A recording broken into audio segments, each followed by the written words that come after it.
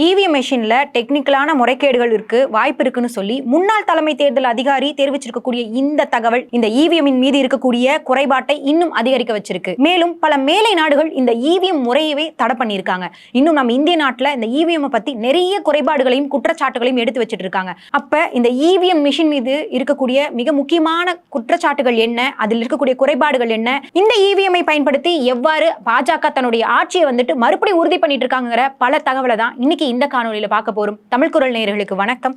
நான் நீலாவதி. வாங்க காணொலிக்குள்ள போகலாம். நம்ம நாட்டுல தேர்தல்னாவே ஒரு மிகப்பெரிய ஒரு பரபரப்பு போயிட்டு இருக்கும். இதுல இந்த இவிஎம் மிஷின் அப்படின்னு சொன்னாவே குளறுபடிகள் ஒரு பக்கமும் முறைகேடு இன்னொரு பக்கமும் அரங்கேறிட்டு இருக்கிறத நம்மளுடைய தினந்தோறும் செய்திகள்ல பார்த்துட்டு இருக்கோம். இந்த பாஜக இந்த இந்துத்துவா அப்படிங்கிற முறையை வச்சுட்டு இங்க இருக்கக்கூடிய ஒட்டுமொத்த இந்து மக்களோட ஓட்டுகளை தன்னுடைய பக்கம் ஒரு பக்கம் ஈர்த்துட்டு இருக்காங்க அப்படிங்கிற ஒரு குற்றச்சாட்டை வச்சாலும் கூட கிட்டத்தட்ட பல தொகுதிகளில் பாஜக இவ்வளவு ஓட்டு பெறுவதற்கு என்ன காரணம் அப்படின்னு கேட்டா எல்லாரும் சொல்லக்கூடிய ஒரே பதில் இந்த இவிஎம் மிஷின் தான். இப்படி பாஜக தன்னுடைய பெரும்பான்மையான வாக்குகளை இந்து மக்கள் கிட்ட வாங்கிட்டு இருந்தாலுமே இதுல இன்னொரு முக்கியமான விஷயம் பார்க்கணும். இப்ப சமீபத்தில் நடந்திருக்கக்கூடிய சண்டிகர் தேர்தல், வெறும் மேயர் தேர்தல்ல அதுவும் வெறும் 36 கவுன்சிலர்கள் மட்டும் ஓட்டு போடக்கூடிய அந்த சூழ்நிலையில ஒரு தேர்தல் அதிகாரி அங்க இருக்கக்கூடிய ஒரு 8 வாக்குச்சீட்டுகளை எடுத்து அதுல ஒரு கரெக்ஷனை பண்ணி அது செல்லாதுன்னு சொல்லி அறிவிக்கிறாரு.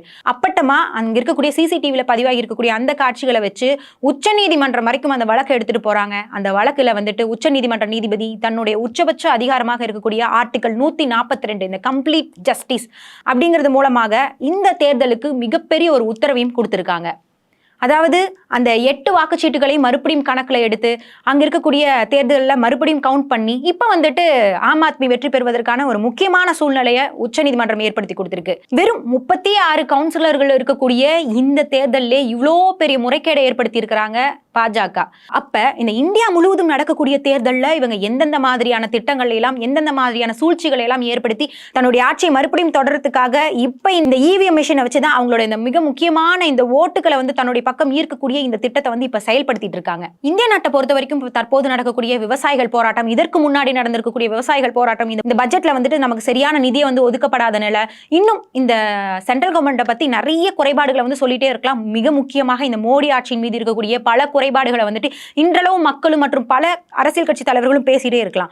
இருந்தாலுமே கூட இந்த ஓட்டு வங்கின்னு வரும்போது அதுவும் இந்த இவிஎம் மிஷின் மூலமாக ஓட்டு போடக்கூடிய செயல்பாட்டுல எப்படி இந்த பாஜக தொடர்ந்து தன்னுடைய வெற்றியை கொடுத்துட்டு இருக்காங்கிறதா இன்னைக்கு ஒட்டுமொத்த இந்தியர்களோட மிகப்பெரிய ஒரு கேள்வியா இருந்துட்டு இருக்கு. ஒரு பக்கம் இதுல டெக்னிக்கலாக பல முறைகேடுகளை அரங்கேற்றலாம்னு சொல்லிட்டு முன்னாள் தலைமை தேர்தல் அதிகாரியாக இருந்திருக்கக்கூடிய எஸ்.ஒய். குரேஷி அவர்களே தெரிவிச்சிருக்காங்க.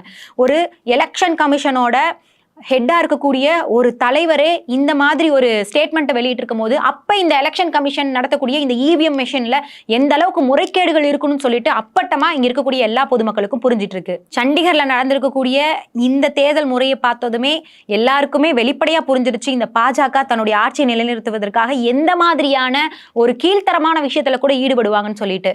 இப்ப நம்ம பொதுவா பேசிட்டு இருக்கக்கூடிய மிக முக்கியமான தலைப்பு என்னன்னா இந்த இவிஎம் மிஷின் தான். அப்படி இந்த இவிஎம் மிஷினோட செயல்பாட்டுல ஏன் பல நாடுகள் இதை தடை பண்ணிட்டு இருக்காங்க, நம்ம இந்தியாவில மட்டும் ஏன் இந்த இவிஎம் மிஷினை தொடர்ந்துட்டு போயிட்டு இருக்கோம், இதற்கு பின்னாடி இருக்கக்கூடிய மிக முக்கியமான அரசியல் சூழ்ச்சிகளை பத்தி இப்ப பார்க்க போறோம். இதுல மிக முக்கியமா பார்த்தா இவிஎம் மிஷின்னாவே குளறுபடிதான் அப்படின்னு.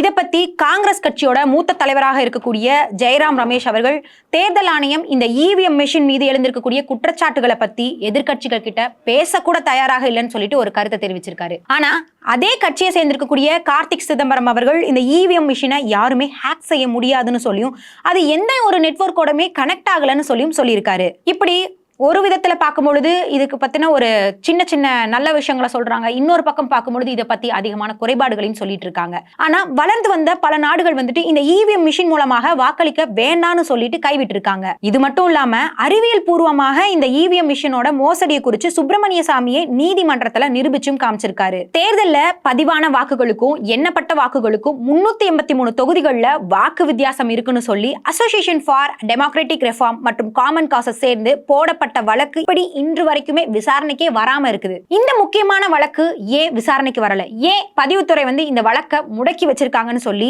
மக்கள் கிட்ட பலவேறு வகையான கேள்விகள் இன்றளவுமே எழுப்பப்பட்டு இருக்கு. இன்னும் இதுல முக்கியமா பார்த்தா பதிவான வாக்குகளுக்கும் எண்ணப்பட்ட வாக்குகளுக்கும் எப்படி ஒரு தொகுதிக்கு 1,00,000 வாக்குகளுக்கு வரைக்குமே வித்தியாசம் வந்திருக்கணும், யாரிடமாவது இதுக்கு பதில் இருக்கா, இல்ல இவ்வளவு முக்கியமான ஒரு வழக்கையே விசாரிக்காம இப்படி முடக்குறாங்களே இதுக்கெல்லாம் யார் பதில் சொல்லுவாங்க அப்படின்னு சொல்லிட்டு இன்னைக்கு மிக முக்கியமான கேள்வி நம்மளோட இந்திய நாட்டில் எழுந்துட்டு இருக்கு. இருக்கு. இந்தியா முழுவதுமே இந்த இவிஎம் மிஷின் பத்தி ஒரு விழிப்புணர்வு சமீபத்தில் ஏற்படுத்தப்பட்டு இருக்கு. குறிப்பா இந்த 5 மாநில தேர்தலுக்கு பிறகு அது அதிகரிச்சிருக்கு. ஏன்னா ராஜஸ்தான், மத்திய பிரதேசம், சத்தீஸ்கர் ஆகிய 3 மாநிலங்கள்ல பாஜக இப்ப தற்போது வெற்றி பெற்றிருக்கு. இதுல குறிப்பா மத்திய பிரதேசத்துல பாஜக எப்படி ஜெயிச்சதுங்கிறத தான் அந்த மாநில மக்களே சந்தேகப்படுற அளவுக்கு இந்த விவகாரம் இன்னைக்கு பெரிய அளவுல வெடிச்சிட்டு இருக்கு. இதுல ஏன் அப்படிங்கிற ஒரு கேள்வி வரும். தேர்தலுக்கு முன்னாடி பாஜக இந்த மாநிலத்துல மிக கடுமையான சரிவை தான் சந்திக்க போகுது அப்படின்னு சொல்லி மக்களே அவங்களோட கருத்தா வெளிப்படுத்திட்டு இருந்தாங்க. ஆனா அதற்கு மாறாக 163 இடங்கள்ல பாஜக வெற்றி பெற்றிருக்கு. காங்கிரஸ் தான் மீண்டும் ஆட்சி பிடிக்குங்கிற நினைக்கிற பட்சத்துல வெறும் 67 இடங்கள்ல மட்டும் தான் காங்கிரஸ் வின் பண்ணிருக்கு. அப்ப இந்த மாதிரியான ஒரு சூழ்நிலை கண்டிப்பா இந்த இவிஎம் மிஷின் மீது இருக்கக்கூடிய மிக முக்கியமான முறைகேடுகளை மக்கள் மத்தியில வெளிப்படுத்துற விதமா இருந்துட்டு இருக்கு. மேலும் அந்த மாநில மக்கள் மத்தியில இது ரொம்ப கான்ட்ரவர்சியான ஒரு டாபிக்காவும் மாறுச்சு. போராட்டம் அளவுக்குமே அங்க பாத்தீங்கன்னா பிரச்சனை தீவிரமாச்சு. ஆனா தற்போது மக்கள் என்ன பேசிக்கிறாங்க அப்படின்னா பாஜக எப்படி வெற்றி பெற்றுட்டு இருக்காங்க. குறிப்பா இந்த ஹிந்தி பெல்ட் அப்படின்னு சொல்லி அழைக்கக்கூடிய மாநிலங்கள்ல இந்த பாஜக இந்த இவிஎம் வைத்து தான் முழுமையா வின் பண்ணிட்டு இருக்காங்களா அப்படிங்கிற ஒரு கருத்து தான் இன்னைக்கு மக்கள் மத்தியில இருந்துட்டு இருக்கு. இன்னும் சொல்ல போனா ராஜஸ்தான்ல 199 தொகுதிகள் தான் தேர்தல் நடந்தது. ஒரு தொகுதிகள்ல தேர்தல் நடக்கவே இல்லை. அந்த தொகுதியோட வேட்பாளர் இருந்துட்டதால அங்க இருக்கக்கூடிய தேர்தலை மட்டும் நிறுத்தி வச்சிருந்தாங்க. அதற்கு பின்னாடி இப்போது சில நாட்களுக்கு முன்னாடி தான் அங்கேயுமே தேர்தல் நடந்தது. ஆனா அங்க பாஜக 12,000 ஓட்டுகள்ல தோத்துடுச்சு. காங்கிரஸ் அங்க வின் பண்ணிருக்கு. அப்ப இந்த வகையில இந்த இவிஎம் மிஷினை வச்சு இவங்க எந்த அளவுக்கு முறைகேடுகளை நடத்திட்டு இருக்காங்கிறத ஒவ்வொரு தேர்தலையுமே நம்ம வெளிப்படையா பார்த்துட்டு இருக்கோம். பொதுவா மத்திய பிரதேசத்தை எடுத்துக்கும். கமல்நாத் இதை பத்தி என்ன சொல்றாருன்னா, எங்களுடைய வேட்பாளர்கள் பலர் அவங்களோட சொந்த கிராமங்கள்லயே 50 வாக்குகளை கூட பெறல அப்படிங்கிறது தான் அவரோட ஆதங்கமான ஒரு ஸ்டேட்மெண்டா இருக்கு. பொதுவா ஒரு தேர்தல்ல ஒரு நபர் தோற்பதும் வெற்றி பெறுவதும் ஒரு சகஜமான ஒரு விஷயம் தான். ஆனா அவங்களோட சொந்த கிராமத்துல அதுவும் சொந்த தொகுதிகள்ல வெறும் 50 ஓட்டுகள் கூட ஒருத்தர் பெறலைனா அப்ப அங்க இருக்கக்கூடிய அந்த தேர்தல் முறை மீது தான் நம்ம கண்டிப்பா சந்தேகப்படணும். இதுல இன்னும் சொல்ல போனா நம்ம கிராமத்தையே எடுத்துப்போம். அதுல ஒரு 1000 வாக்குகள் இருக்கு அப்படின்னா அந்த கிராமத்தை சார்ந்த ஒரு வேட்பாளர் அந்த தொகுதியில் நிற்கும் போது கண்டிப்பா அக்கம் பக்கம் தெரிஞ்சவங்க அப்படி இப்படின்னு ஒரு மேக்சிமமான வாக்குகள் அவங்களுக்கு விழுவதற்கான வாய்ப்புகள் இருக்கு. ஆனா இதே மாதிரி அதே சொந்த தொகுதிகள்ல ஒரு 50 ஓட்டுகளை கூட பெறாம காங்கிரஸ் வேட்பாளர்கள் தோத்துருக்காங்க. அப்ப இதுக்கு மிக முக்கியமான ஒரு காரணம் என்னவா இருக்கும்? கண்டிப்பா இந்த இவிஎம் மிஷின் மூலமா நடத்தக்கூடிய இந்த தேர்தல் முறையா தான் இருக்கும். அடுத்ததான் இந்த 2019 அம்மா மக்கள் முன்னேற்றம் கழகத்துக்கும் இதே மாதிரி ஒரு பிரச்சனை தான் வந்திருக்கு. 2000 வாக்குச்சாவடிகள்ல அந்த கட்சிக்கு ஒரு வாக்கு கூட விழலையாமா. ஆனா தமிழ்நாடு முழுவதும் அந்த கட்சி கிட்டத்தட்ட 22 லட்சம் வாக்குகளை பெற்றது. அதாவது 6% மேல வாக்குகளை பெற்றிருக்கக்கூடிய இந்த சூழ்நிலையில எப்படி இந்த 2000 வாக்குச்சாவடிகள்ல ஒரு ஓட்டு கூட பெறாம இருக்கக்கூடிய இந்த ஒரு நிலைதான் இந்த இவிஎம் மிஷினை பத்தின மிகப்பெரிய ஒரு குற்றச்சாட்டை இன்னும் அதிகரிச்சிட்டு இருக்கு. இப்படி தேர்தல்ல மாத்தி மாத்தி இந்த மாதிரி பெரும் அடியை சந்திச்சிட்டு இருக்கக்கூடிய சில எதிர்கட்சிகள்ல இதற்கு முன்னாடியே 1999 பல சாவடிகள்ல எனக்கு ஓட்டே விழல அப்படின்னு சொல்லிட்டு முதலாக வழக்கு போட்டவர் தான் சுப்பிரமணி சாமிநாதன். டெல்லியில நீதிமன்றத்தில் தான் இவர் முதல்ல வழக்கு தொடர்ந்தார். அதற்கு நீதிபதி அவர்கள் ஒரு கேள்வி கேட்கிறாங்க, உங்களோட ஓட்டெல்லாம் யாருக்கு விழறதா நீங்க நினைக்கிறீங்கன்னு கேட்டிருக்காரு. அதுக்கு சுவாமிநாதன் எனக்கு தெரியலன்னு சொல்லியிருக்காரு. நீங்க இதை பத்தி தேர்தல் ஆணையத்துல விசாரிச்சிங்களான்னு சொல்லி கேட்டாரு. அதற்கு அவர் நான் விசாரிச்சேன், ஆனா அதற்கான சரியான பதிலே எனக்கு தரல அப்படிங்கிற மாதிரி சொல்லியிருக்காரு. இந்த சம்பவத்தில இருந்தே இந்த மிஷின் தவறானதுன்னு சொல்லி நீதிமன்றத்துல அன்னைக்கே எடுத்துட்டு போனவர் தான் இந்த சுவாமிநாதன் அவர்கள். இத உடனடியாக இந்த முறையவே நீக்கப்பட வேண்டும், இதனால ஜனநாயகம் மிகப்பெரிய அளவுல பாதிக்கப்படுங்கிறது தான் அவருடைய மிக முக்கியமான வாதமாகவும் இருந்துச்சு. இதுல இன்னொரு கேள்வி வரும், சரி இவிஎம் சரியில்லைன்னு சொல்றீங்க, டெக்னிக்கலா நிறைய முறைகேடுகள் பண்ணலாம், அப்ப வாக்குச்சீட்டு முறைகள் எல்லாமே சரியா இருந்துச்சா, அப்ப அதுல எந்த விதமான குறைபாடுகளுமே வரலையான்னு சொல்ற ஒரு பொதுவான கேள்வி நம்ம மனசுக்குள்ள எழும். இந்த வாக்குச்சீட்டு முறைகளை பொறுத்த வரைக்கும் இந்த வாக்குச்சீட்டுல மேல சீரியல் நம்பர் இருக்கும். அதுல வாக்காளர்களும் கையெழுத்து போடுவாங்க. அந்த சீரியல் நம்பரோட நம்மளோட வாக்குச்சீட்டு அதோட இணைச்சிருப்பாங்க. அதுல நம்ம வாக்களிஸ்ட் பிறகு கூட அதுல ஏதாவது பிரச்சனை வருதுன்னு சொல்லி தோணுனா கூட நம்ம அந்த சீரியல் நம்பரை வச்சு நம்மளால அதை செக் பண்ணி பார்க்க முடியும். ஆனா ஓட்டு மிஷின்ல பாத்தீங்கன்னா இந்த மாதிரி எதையுமே சோதிக்க முடியாதுங்கிறது தான் இந்த இவிஎம்மோட மிகப்பெரிய ஒரு குறைபாடா இருக்கு. பொதுவா இதற்கு முன்னாடி எல்லாம் நம்ம எப்படி ஓட்டு போட்டுட்டு இருந்தோம், ஒரு வாக்குச்சீட்டு எடுப்போம், அதுல நம்மளோட கைப்படவே அவங்க விரும்பக்கூடிய சின்னத்தோட முத்திரையை எடுத்து அந்த ஷீட்ல நம்ம குத்தி அதை எடுத்துட்டு போய் அந்த வாக்குப்பெட்டியில செலுத்துவோம். ஆனா இந்த இவிஎம் மிஷினை பொறுத்த வரைக்கும் நம்ம ஒரு சின்னத்தை பாக்குறோம், அந்த சின்னம் நமக்கு பிடிச்ச சின்னம்னு நினைக்கிறோம், அதுல அந்த பட்டனை பிரஸ் பண்றோம். ஆனா அந்த பட்டனை பிரஸ் பண்ணதுக்கு அப்புறம் அந்த சின்னத்துக்கு மட்டும்தான் அந்த நம்மளோட ஓட்டு போயிருக்கா அப்படிங்கிறதுக்கு இங்க எந்த மாதிரியான வெரிஃபிகேஷன் முறையும் இல்ல. இப்படி இந்த இவிஎம் மிஷின்ல தான் போடக்கூடிய ஓட்டு அவங்களுக்கு தான் விழுந்திருக்காங்கிற ஒரு கன்ஃபர்மேஷனே இல்லாத சூழ்நிலையில தான் இதுல நிறைய குளறுபடிகளும் நடந்துட்டு இருக்கு. இதே மாதிரியான ஒரு பிரச்சனை தான் 2005 ஜெர்மன் தேர்தலில் நீதிமன்றத்துக்கு வந்துச்சு. மொத்தம் 2 நபர்கள் தான் அந்த வழக்கையே போட்டிருந்திருக்காங்க. நாங்க வாக்களிச்சோம், ஆனா யாருக்கு போட்டோம் என்பதற்கு எங்களுக்கு ஆதாரம் எங்களுக்கு வழங்கப்படல, இதை எப்படி நாங்க நம்புறது அப்படின்னு சொல்லிட்டு தான் அவங்களோட பெட்டிஷன்ல வந்துட்டு அவங்க மெயினா குறிப்பிட்டிருந்தாங்க. நீதிபதி உடனே இதை நீங்க தேர்தல் ஆணையர்கிட்ட வந்து கேட்டீங்களா அப்படின்னு சொல்லி கேட்டதுக்கு, ஆமா நாங்க கேட்டோம், ஆனா இங்க எல்லாமே சரியா இருக்கு, நீங்க நம்பிக்கையோட போங்கன்னு சொல்லி சொல்றாங்க, ஆனா அதற்கு எந்த விதமான ஆதாரங்களையும் எங்க கிட்ட கொடுக்கலங்கிற மாதிரி அவங்க வந்துட்டு அந்த பெட்டிஷன்ல வந்து சொல்லியிருந்தாங்க. அதாவது ஒருத்தவங்க ஓட்டு போட்டா அதற்கான அத்தாட்சி என்னன்னு நீதிமன்றம் தேர்தல் ஆணையத்தை கேட்டுச்சு, ஆனா அதற்கு ஆதாரம் இல்லைன்னு சொல்லி அந்த தேர்தல் ஆணையம் வந்து பதில் அளிச்சிருக்கு. அப்படின்னா இந்த மிஷினை வந்து பயன்படுத்தக்கூடாதுன்னு சொல்லி நீதிமன்றமே இறுதியா வந்துட்டு தீர்ப்பளிச்சிருக்கு. உடனடியா ஜெர்மன் நாடாளுமன்ற வரலாற்றிலே இந்த ஓட்டு எந்திரத்தை வந்துட்டு தூக்கி போடப்பட்டது. அதை தயாரிச்சுட்டு வந்திருக்கக்கூடிய நெதர்லாந்து அதை பயன்படுத்த மாட்டோம்னு சொல்லி நிராகரிச்சிருச்சு. இந்த தீர்ப்பு வர வரைக்குமே பயன்படுத்தி வந்த அயர்லாந்து கூட இந்த மிஷினை பயன்படுத்த வேணாம்னு சொல்லி தற்போது தடை செஞ்சுட்டாங்க. இந்த மிஷினை கொண்டு வரலாமான்னு சொல்லிட்டு ஒரு முயற்சியை வந்துட்டு அமெரிக்கா எடுத்துச்சு. ஆனா அதற்கு எதிராக மிகப்பெரிய மக்கள் போராட்டமே நடந்துச்சு. தொழில்நுட்பத்துல மிகப்பெரிய நாடு அமெரிக்கா, அடுத்ததா ஜப்பான், இந்த நாடுகள் கூட இப்ப வரைக்குமே இந்த வாக்குச்சீட்டு முறைகளை தான் பின்பற்றிட்டு இருக்காங்க.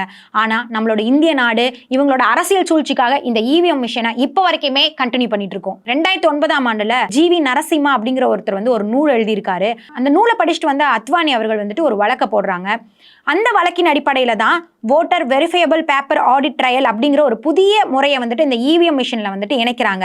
அதாவது இந்த விவிபிஏடி அப்படிங்கிற இந்த முறையை வந்து இணைக்கிறாங்க. அதாவது யாருக்கு ஓட்டு போடுறோமோ அவங்களோட சின்னம் என்ன, நம்ம யாருக்கு ஓட்டு போட்டுக்கோங்கிற ஒரு ரெசிப்ட் மாதிரி நம்ம வந்து ரிசீவ் பண்ற முறை தான் இது. இப்போ இந்த 2012 இனிமே இந்த விவிபேட் தான் பயன்படுத்தணும்னு சொல்லி நீதிமன்றம் தீர்ப்பளிச்சதுக்கு அப்புறம் 2019 தான் நாங்க எல்லா சாவடிகளிலுமே இதையே பயன்படுத்தணும்னு சொல்லி தேர்தல் ஆணையம் வந்துட்டு வாக்குறுதி கொடுத்திருந்தது. ஆனா கடந்த மக்களவை தேர்தலில் வெறும் 20,000 மிஷின் தான் பயன்படுத்தப்பட்டிருக்கு. 17,30,000 மிஷின்களை வந்துட்டு வாங்கி சும்மா மட்டும் வச்சுட்டு அதுல வெறும் 20,000 மட்டும் தான் இந்த தேர்தல் ஆணையம் பயன்படுத்தி இருக்கு. அதுவும் இந்த 20,000 மிஷின்ல விழுந்திருக்கக்கூடிய வாக்குகள் கூட சரியா தான் இருக்கா அப்படின்னு சொல்லி இந்த தேர்தல் ஆணையம் எதையுமே எண்ணி பார்க்காமயே வச்சிருக்காங்க. ஆனா இதை பத்தி தேர்தல் ஆணையத்துக்கிட்ட காரணத்தை கேட்டா கூட இந்த தெர்மல் பிரிண்டிங் மூலமாக இது அச்சடிக்கப்படுறதால இந்த இங்க் வந்துட்டு கொஞ்ச நாளுக்கு மட்டும்தான் இருக்கும், அதுக்கப்புறமேட்டு அழிஞ்சு போயிடும் அப்படின்னு சொல்லி ஒரு காரணத்தையும் அவங்க சார்பா தெரிவிக்கிறாங்க. இதுல என்ன ஒரு ஹைலைட்னா, இந்த மிஷினை நம்பி மட்டும்தான் இந்தியாவோட ஜனநாயகமே செயல்பட்டு இருக்கு.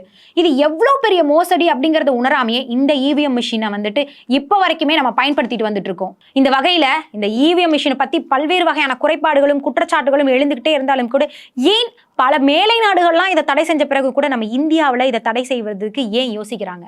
இன்னொரு பக்கம் பார்த்தா நம்ம வாக்குச்சீட்டு முறைகள், அதாவது முன்ன நம்ம முத்திரை குத்தி கொண்டு போய் நம்மளே அந்த வாக்குப்பெட்டியில போட்டிருக்கக்கூடிய முறைகள்ல என்ன எண்ணுவதற்கு கொஞ்சம் காலங்கள் ஆகுது, தேர்தலோட முடிவுகளை வந்து அறிவிக்கிறதுக்கு கொஞ்சம் நாட்கள் ஆகலாம். ஆனாலும் அதுல ஏதோ ஒரு வகையான நம்பிக்கைத்தன்மை நம்ம மக்கள் கிட்ட இருந்துச்சு. ஆனா எப்பொழுது இந்த இவிஎம் மிஷின் வந்ததோ அப்பத்துல இருந்தே இந்த பாஜக அரசு தன்னுடைய வெற்றியை வந்துட்டு எல்லா தொகுதிகளிலுமே அதிகமா காட்டுறது தான் இந்த மிஷின்ல இருக்கக்கூடிய முறைகேடுகளை நமக்கு அப்பட்டமா காமிச்சிட்டு இருக்கு.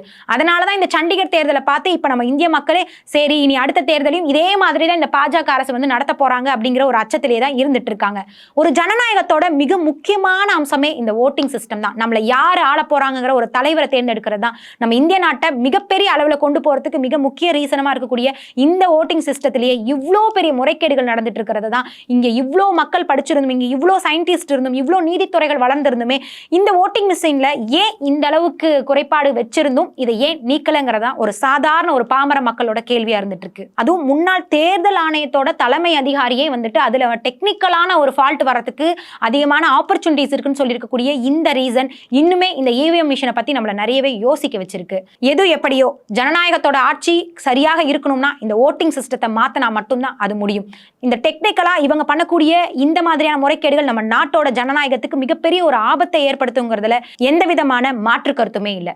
இன்னைக்கு இந்த காணொலியில இவிஎம் மிஷின் பத்தியும் அதில் நடக்கக்கூடிய முறைகேடுகளை பத்தியும் பார்த்திருக்கும். இதே போன்று பல தகவல்களை தெரிஞ்சுக்கொள்ள நம்மளுடைய தமிழ் குரல் வலைதளத்துடன் இணைஞ்சிருங்க. அடுத்த ஒரு காணொலியில உங்களை வந்து சந்திக்கிறேன். அது வரைக்கும் நன்றி, வணக்கம்.